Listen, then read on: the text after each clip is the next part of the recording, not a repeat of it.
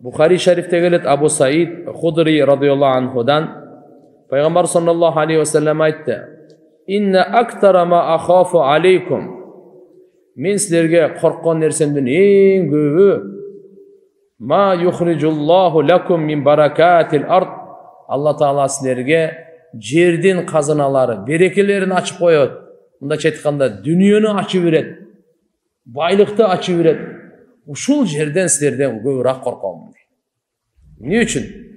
Baylığa berilip, baylığa aldanıp, Allah Taala'nın hükümünü unutup, biri-biriңерге kızganıp, gör albastan kim bay dep, kim kıyın, kim cenget dep, biri-biriңерді başыңарды алып динден шығып кетесіңер деп қорқамын деген риwayatта.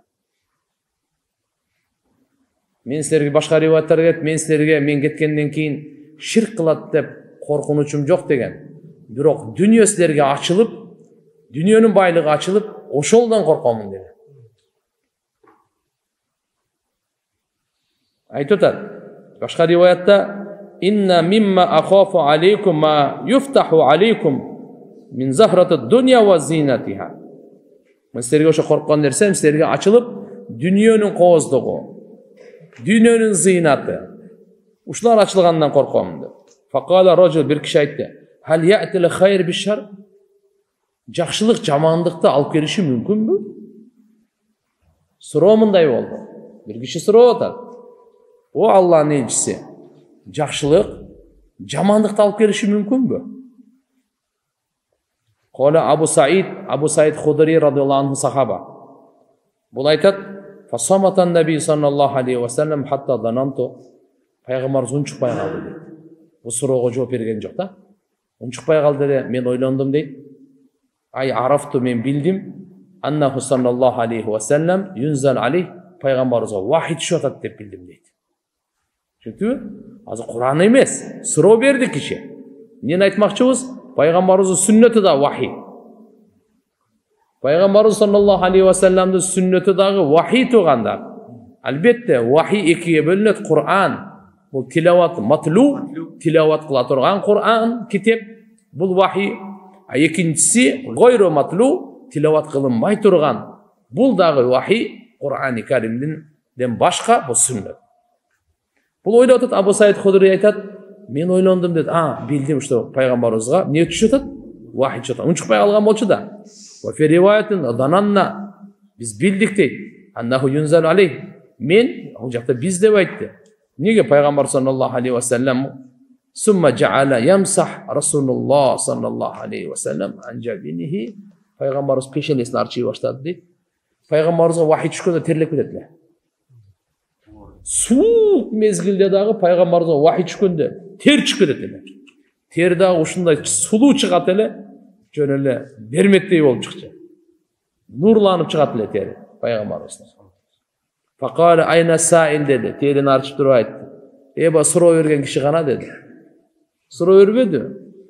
Жақшылық, жамандықты алып келеби dedi. Fakale al janında ele turat ana menmin dedi. O Allah'ın elçisi. Fakale sallallahu aleyhi ve sellem Peygamberimiz aytdı. La yatil hayr illa bi hayr. Жақшылық, жақшылықты gana alıp kelet dedi. Жақшылық, жақшылықты gana alıp kelet dedi. Ve fi rivayetin başka rivayette innehu la ya'til hayr bi şer. Aytdı. Жақшылық жамандықты alıp kelbeydi dedi. Bir rivayetinde жақшылықты gana alıp kelet dedi. Emi inne hadal mal, buna mal mülk baylık var go. Hadiratun, hulvatun. Bol oşo bir jaşıl, adamga jagımdуу, tattуу, şirin nerse dedi.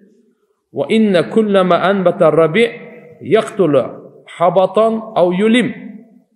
Jaz mezgili degi emne nerseni östürüp çıga turgan bolsa, jazında çıkkan çöptөр var go. Al öldürüt dedi. Habatan manisi ne? Al intifaqul batn min kasratil akl. Egerde jazgı çöptü köpünçe bede tiyapaktardı. Köp je ola turgan bolsa, uydun içegisinin köpkönlerini gördüңүздөр эле? Жарылыпчы.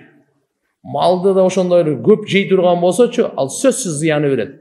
Бул дегени байлыкты көп жеп алып турган болсо тешип чыгып кетет деген сөз экен да. Пайгамбарыбыз айтты, же болбосо үлүмдүн мааниси яқруб, юқарриб минал халак, же болбосо ошо жокко жакындатып коет. Өлтүрүп коюшу мүмкүн, же болбосо өлүмгө жакындатып коюшу мүмкүн. Илля акирата хадрати акала. Эгерде бирок аны жей турган өзүнүн ченеми, өлчөмүн болсо го, анда бир бөлөктү. Көрөсүздөр, мисалы жеп ошо айвандар ичи болсо шишип, кээ бир жерде эртерээк келип калгандар дагы үлгүрүп калаткан жерге сай берет да желпени чыгарып берет. Мына үлгүрбөй калганда ошо бойдон эле ал күндү карап эле көз айланып эле ошо бойдон жан бергендей, бул да дүнүйө таттуу, көп жеп алган, сиңире албай жан бергенге туура келип калат дейт.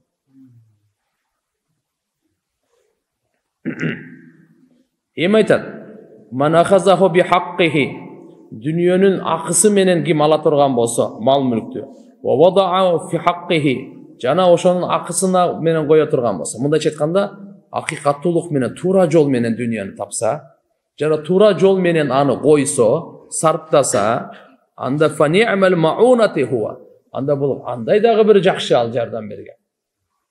Кандай да бир жакшы деди Алла. Эми Кудай сактасын, ва ман ахазаху би гайри хаққихи, анын акысынан башка туура эмес жол менен алса, анда мындай болуп калат экен, кана каллади яакул ва ла яшба.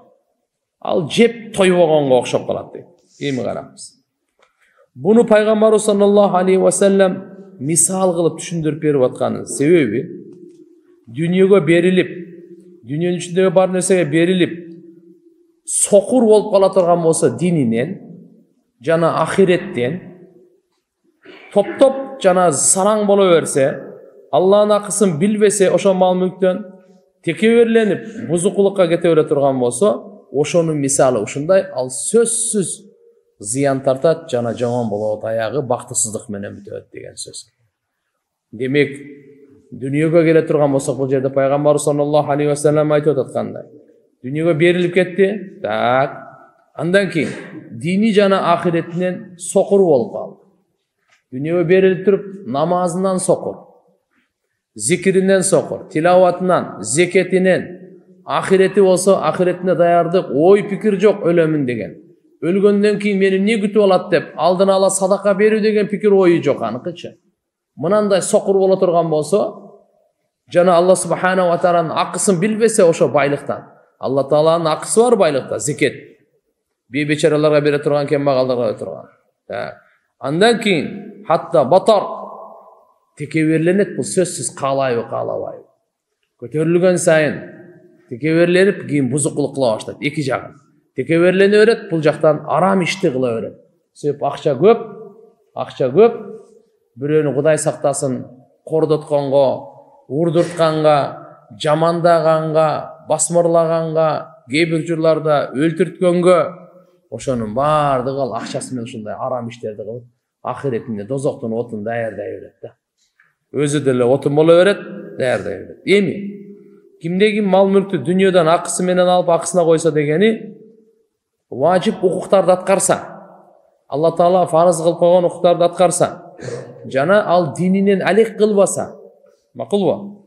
Алек кылбаса, анда бул ухмуш ни'мар раджул, ни'мал мал, бул байлыкты да мактасак болот, бул кишини да мактасак болот. Бул байлык буну буза алган жок да. Байлык берилди. Бул байлыкты туура иштетип калды.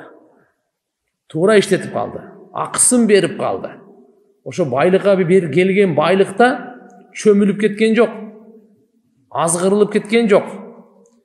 Келген байлыкты Алла Тааладан коркуп, өзүнүн ахиретин курганга иштетип калды.